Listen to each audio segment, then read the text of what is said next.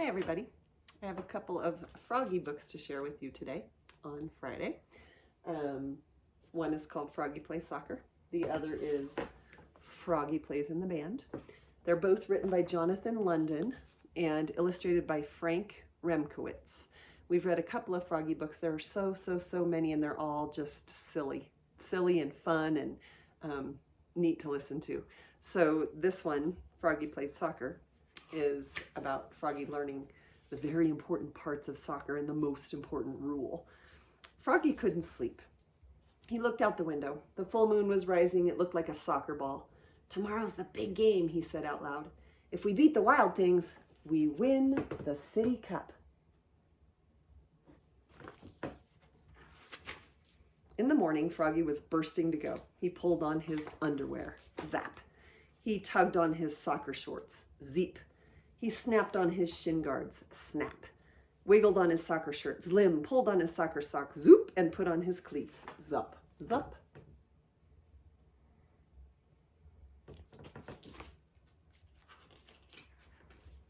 "Froggy," called his father. Froggy's father was the assistant coach. "What?" "Let's go. We'll be late for the game." So Froggy flopped outside. Flop, flop, flop. "Remember," said Froggy's dad, "only the goalie can catch the ball. And you're not the goalie. Now repeat after me. Head it, boot it, knee it, shoot it, but don't use your hands." And Froggy sang, "Head it, boot it, knee it, shoot it, but don't use your hands," all the way to the soccer field.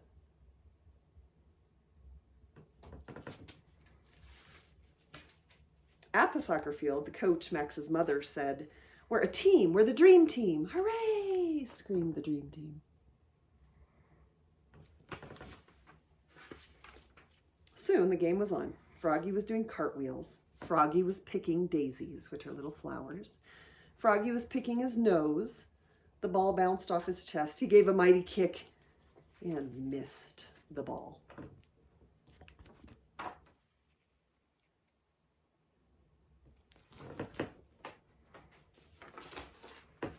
But Max trapped it and passed it to BJ, who slammed it right into the net. Goal! It was 1-0. Dream team.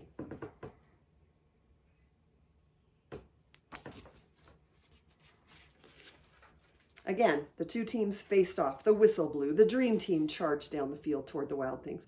Froggy was tying his shoe. Froggy's dad was yelling, "Defense, defense!" The ball hit Froggy in the head, bonk, and knocked him down.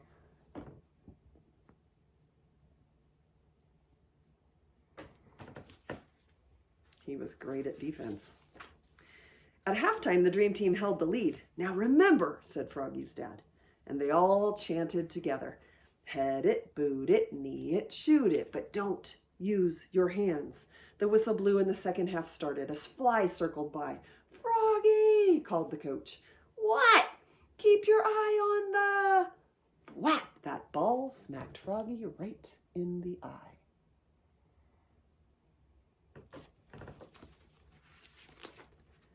Froggy was mad now. The Wild Things were stampeding, and Matthew, the dream team's goalkeeper, was chasing the ball. Now the goal was unguarded. This was Froggy's chance. He leapfrogged over Travis. He leapfrogged over Matthew.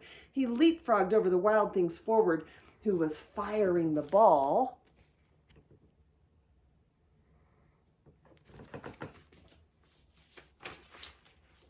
And what a save. Froggy caught it right before the net. But uh-oh, he had used his hands. "Oops," cried Froggy, looking more red in the face than green. He looked so silly the dream team laughed. But not for long.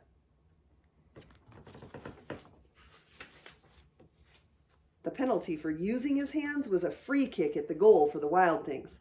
The Wild Things star forward kicked and scored. Now it was a tied game. Both teams had one goal. But it wasn't over yet, and when there was 1 minute left, the crowd went crazy. The clock was ticking. The ball was coming right toward Froggy.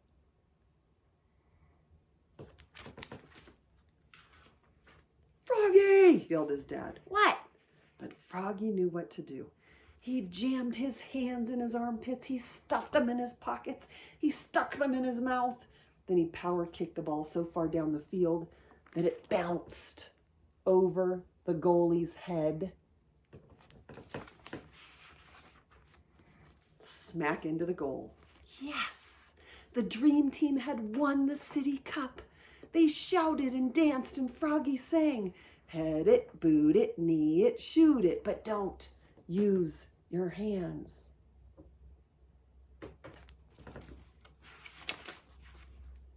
Except to slap high fives. Slap, slap. And that's the end. So Froggy learned the hard way not to use his hands. He knew the rule, he just forgot, which happens sometimes when you're right in the middle of something exciting. You forget all the things you're supposed to remember, like not to touch the soccer ball with your hands. But then he remembered it just the right time, and they won. This is called Froggy Plays in the Band. Another silly story about Froggy. Jonathan London is the author. Frank Remkowitz is the illustrator. At school one day, Froggy read a sign that said, marching band contest. Great, said Froggy. A band contest.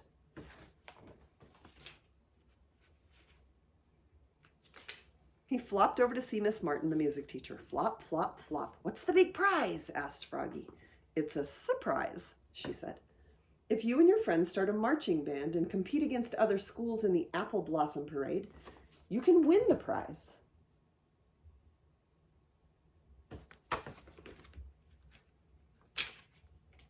What will I play? Wondered Froggy. Then he remembered his dad's old sax.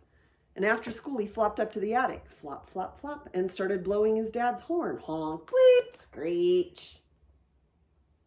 Sax is a word that is short for the word saxophone, which is the name of that instrument that Froggy is playing.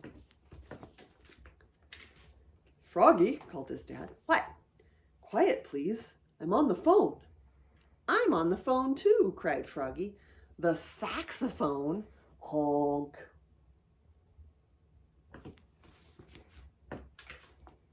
Next day, Froggy and his band got together and they practiced in his yard.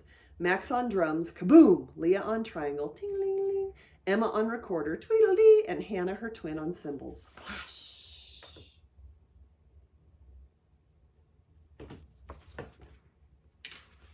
I want to join too, said Froggalina. What do you play? Asked Froggy. Nothing, she said, but I can do this, and she twirled a baton, tossed it high into the air, and caught it behind her back. Ta-da! Every day after school, Froggy's ragtag band marched around and around the playground. Honk, kaboom, ting-a-ling, twiddly, clash.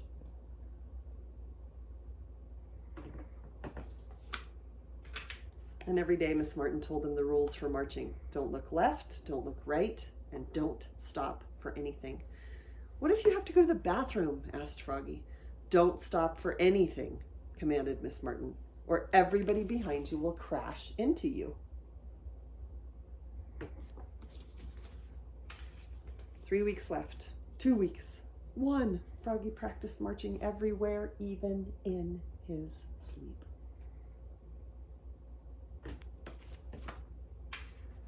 At last, the big day came. The apple trees had burst into bloom. The parade was ready to begin. Everybody was nervous, especially Froggy.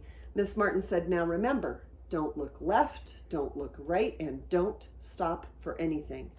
And the parade began.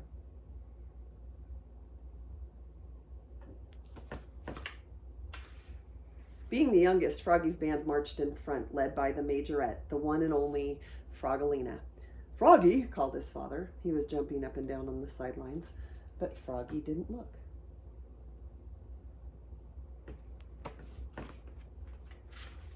Froggy, called his mother. She was aiming a camera, but Froggy didn't look. Cameras flashed, clowns threw candy, and still Froggy marched, looking straight ahead. Here came the judges' stand. This was the big moment.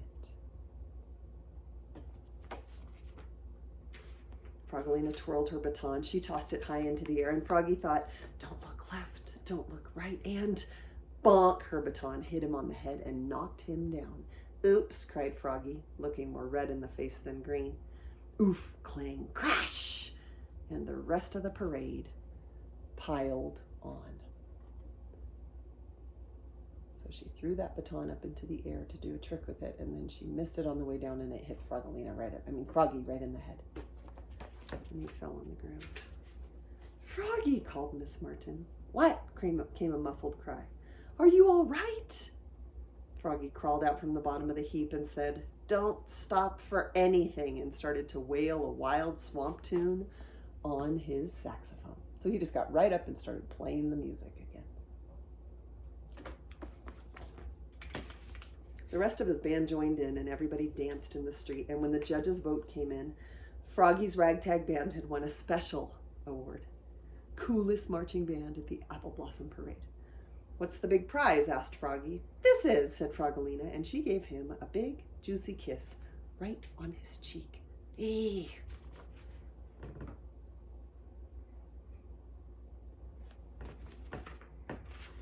And then the judges gave Froggy and his band the real prize, a big golden trophy in the shape of a saxophone. "Yes," cried Froggy, and Froggy's ragtag band played one last time. Honk, kaboom, tingling, tweedledee, clash. There's Froggy with the saxophone and with the trophy. And that's the end of our silly stories. Have a great day.